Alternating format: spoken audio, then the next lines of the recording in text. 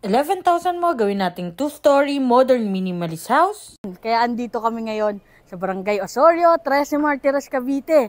Halos boundary nga lang ito ng 13 Martires at General Trias. Kaya naman, don't skip this video. This is Pao Pipito, your home search buddy. Tara! Talaga namang napakasulit nito dahil sa halagang 2 million. Naka-fence na po tayo at meron tayong carport. So ang available natin ay mga inner units.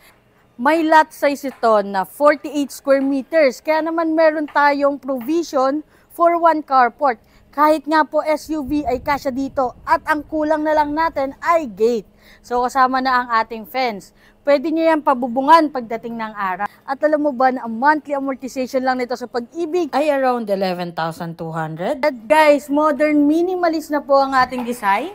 Pagdating naman sa ating ground floor, naka-full tiles na po tayo hanggang second floor. So makikita nyo naman na napaka-modern ng ating design ng tiles, pati ng ating kitchen sink. So ang ginagawa po ng iba is pwede po natin i-extend ito para mas malawak ang ating maging kitchen. Or pwede nyo pong gamitin ito as inyong laundry area. Yan, napakaganda. At hindi siya masikip guys.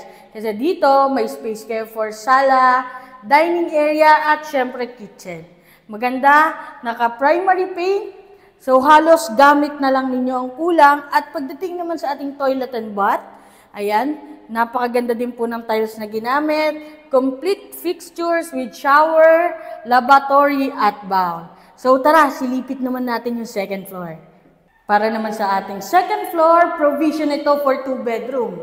Alam mo ba kung bakit hindi ito niligyan ng room?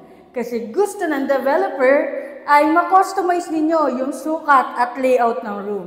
And kasama na rin upon turnover ang ating balcony.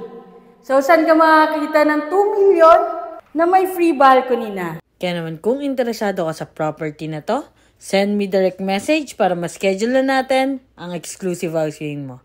So, bye-bye!